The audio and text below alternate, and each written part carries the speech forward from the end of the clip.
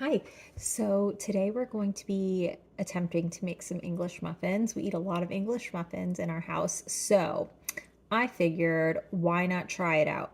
I found this recipe off of TikTok, so hopefully it works out. The last time I attempted to make English muffins, it was a bit of a bust. I don't know if my yeast was just not good or if it was the recipe, but the dough didn't really rise that much. And when I went to go cook them on the pan, like they were just really dense. So we're gonna give this recipe a try and see if it works. So I've got 1 cup of warm water here, and to this I'm going to add a half a tablespoon of sugar and a half a tablespoon of active dry yeast. Usually I use the packets, but I figure, you know what, I'm just gonna get this jar here, see how this works. So we're gonna add a half a tablespoon of the active dry yeast in there. Then we are going to add a half a tablespoon of sugar because the yeast needs something to kind of like help activate it. So we're gonna do that. Give that, give that a little stir here. We're gonna let this bloom for about 10 to 15 minutes. I'm just gonna give it a really good mix here. And what I've learned is that, you want it to have like that yeasty smell to it. That's how you know that it's good. Also, you'll see that it'll start to get frothy, and that's what you want to see.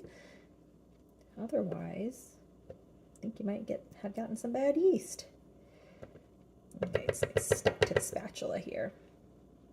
All right, so we're just gonna let that sit. We're just gonna set it off to the side. And you don't want to have your water too hot, otherwise you'll kill your yeast. Okay, so we are going to set this off to the side. I like to get a little paper towel here, put my spatula on. And once you, like if you get a big jar like this, once you open it, you do have to refrigerate it. So I will be popping this in the refrigerator when we're done here. Okay. While that is blooming, we've got some time. So I'm going to go ahead and add in 2.5 cups of flour and 1 teaspoon of salt into this big bowl. Let's see, 1 teaspoon.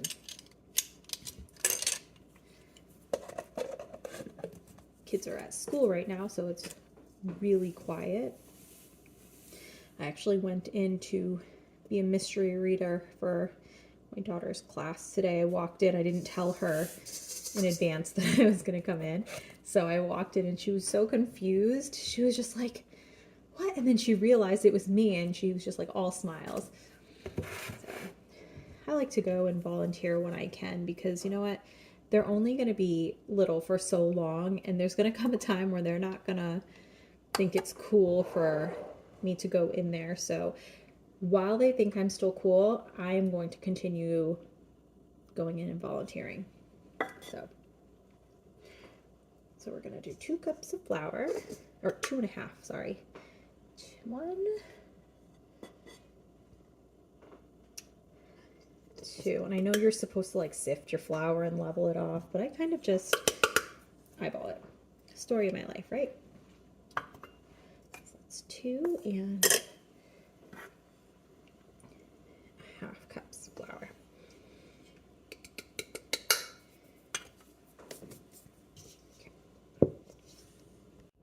Okay, so it's been about 10 minutes and the yeast has bloomed. So it looks like, I can't know if you can see, but it looks very frothy. I'll pick you up and show you what it looks like inside. So that's what it looks like, and that's what we like to see. So what I'm going to do is I'm going to add this yeasty water mixture into my bowl with the flour and the salt, along with about a tablespoon of olive oil. I'm gonna eyeball this. I'm not sure exactly if you need to be exact with this, but we're gonna give it a go.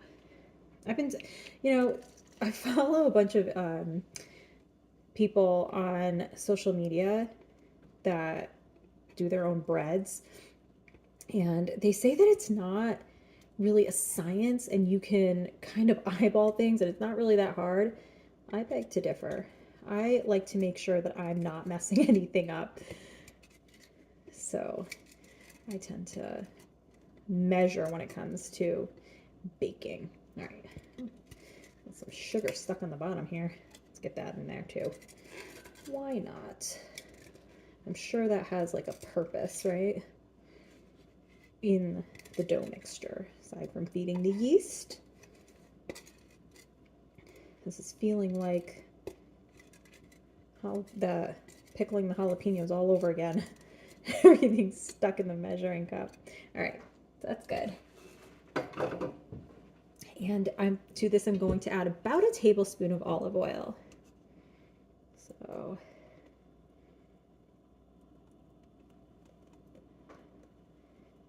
all right, that's that. I think that's about a tablespoon.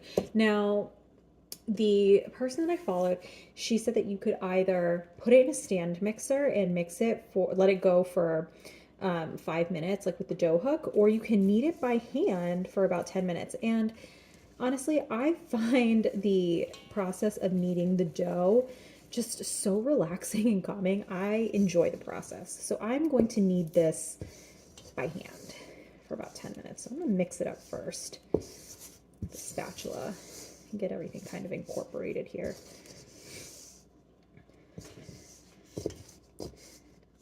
And I don't know if you saw my video when I was making butter with my son, but he had said that at one point the butter or the cream looked kind of like my bread dough before it got tan. So I think he was talking about that it looked like that. I don't know. He had a lot of fun making the butter, even though we just put it in the mixer and let it go. He doesn't always cook with me just because he's got more of an interest in like doing stuff with like my husband. Jana, my daughter, she's the one that really enjoys cooking and she's like my little shadow. So I tend to cook with her a lot more than I do with him. So he was really excited to be part of that process. I think he wants to, he has good intentions and he wants to try and learn how to cook, but he doesn't have the patience to sit there and just kind of like follow the instructions. He just wants to get it done like quick, make sure, get all the steps done. And so we're working on that with him. So I'm going to knead this up for about 10 minutes. And then I'm going to kind of lightly oil this bowl, the basin, cover the dough and let it rise for about an hour in a warm place. So, and then after that, I believe we punch down the dough, stretch it out a little bit, and cut it into circles, let it rise again. We kind of go into cooking it in a pan.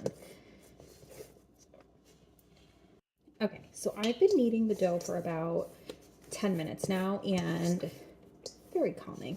And it's not sticky anymore, so like it kind of sticks to my hand, but like, it's a ball of dough. And it's ready because when I poke it, it bounces right back. See? Poke it, it bounces right back. So next, what I'm going to do is I'm going to sprinkle a little bit of olive oil in here. Just kind of coat the dough a little bit in the bowl. So it wasn't a lot, just probably about like that much. Just enough to coat the bowl. So I'm going to kind of swish this guy around here, flip them over. So now my dough is coated in oil. And I'm going to just kind of form it back into a nice little ball. And I'm going to cover it with a cloth and let it sit for about an hour, let it rise. All right, so my dough has been rising for probably like a little over an hour because I got caught up with work. So now it's doubled in size, so it looks like this. So I'm gonna punch it down, get all the air out, and I'm gonna take it and I'm gonna put it on this. I have a piece of parchment paper here that I'm working on with, because I don't really feel like cleaning my counters out, my counter. So basically you're just gonna kind of stretch this out here like this. So that I don't have to roll it. In the video, she just kind of stretched this out. And then I'm going to, actually, before I do this, I have here a prepared baking sheet. I'm just gonna put some cornmeal on here. So you wanna dust it with cornmeal. We're gonna put the English muffins on here, on the sheet with the cornmeal, and then we're gonna sprinkle a little bit of cornmeal on top. I think that just helps so it doesn't stick. So I'm gonna go ahead and do that. Let's see, just kind of like when I made these English muffins the last time, I mean, I did use quite a bit of cornmeal. Okay. All right. So I've got some cornmeal on my baking sheet over here. And I'll show you, I just kind of spread it on there. And I'm going to take this biscuit cutter. This one is a 3 1/4 inch size. And I'm just going to cut little circles out of this dough. It'll just look like this. And I'm going to plop it right down on my sheet. And I believe this is supposed to make like, I don't know, in her video it looks like it made 12. So we'll see how many we get. But yeah. And we're going to put them on this baking sheet, and we're going to let it rise for like another 45 minutes. Basically just going to have that going as I'm finishing up some work. Before I make dinner tonight, I might just kind of finish these guys off. Like I said, we tend to eat a lot of English muffins in this house, and it's not like they're terribly expensive, but it'd be kind of nice if we can make our own. Plus then you know what's going into it. Whenever I can make my own and know what's going into my food, I like to do that. Okay, so far we've got 6. I'm going to kind of mush this together and spread it out again. Not really sure if you're supposed to knead it every time, so I'm not going to do that. And I do want them to be, I don't want them to be too thin, because even though these are going to rise again, you know, you don't really want a thin English muffin. We like a nice hearty one. Okay.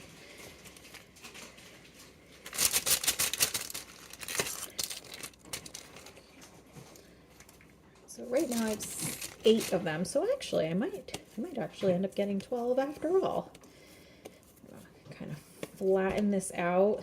We're gonna have some pretty funny designs on our English muffins here. Okay. Get one out of this.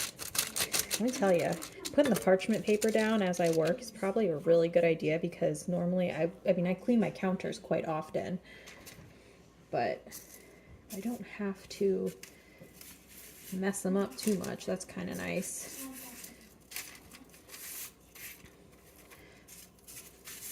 The less amount that I have to clean up, the more time I can spend with my family. So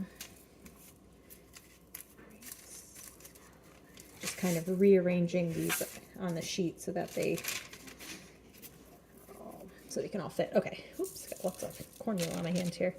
Okay, so I think this might be the last one, and I'm just gonna kind of roll it into a little ball and flatten it out. Kids are having a snack and they're giggling over there. All right, well, this one's not going to be a perfect circle. It's going to look like this. Looks like a little heart, I guess. Let's do this. I don't know what they're laughing at over there, but they're giggling. Must have had a good day at school. All right. Well, you know what? This is what we're going to go with. So I was able to make for 10. That's what they look like. And I'm going to sprinkle a little bit of cornmeal on top of that. Throw this away. Put this in the sink. Okay. Let's get some cornmeal. And this is some stone ground yellow cornmeal. So it's like a very fine cornmeal. It's not like it's not coarse. So let's kind of a little bit. And I think that you're just doing this so that it doesn't stick when you go to cook it. I don't really like a lot of cornmeal on my English muffins, but I mean, if it's going to help prevent it from sticking, then that's what we'll do. Trying to set ourselves up for success here. The last batch was kind of a bust. Okay. I can't remember if she covered it to rise, but I found her TikTok. She has TikTok and an Instagram, so I will try and link those, or at least link to the TikTok video on here if this works out. I don't know if it's going to work out for me, but we're going to give it a shot. Okay, so now I've got some cornmeal on top of each of these English muffins, and we're going to cover it, I guess, and let it rise for about 45 minutes, and then we'll go cook it in the pan. Okay, so these have been going for about 6 minutes, so I'm going to go ahead and flip them over. Fingers crossed. Okay, let's see here. Everybody in the background is talking about their favorite vegetable, what they like to dip it in. Okay. Now, you know, burnt my finger. Alrighty. These aren't really looking like the ones in the video, but they still look pretty good. Maybe if I lower the heat just a little bit. I have the heat set on medium, so I just lowered it just a smidge. Let's see how they end up turning out. Okay, so I was doing a little bit of multitasking, so we're going to cut into one of these English muffins and see what they look like on the inside. Hopefully they came out pretty good. Looks like that. Last time I made them, they were a bit dense, so I'm hoping that this time it's a little bit better. Ooh. Not bad. Put some butter on these and give them a try. But this might be a recipe that we're going to use again.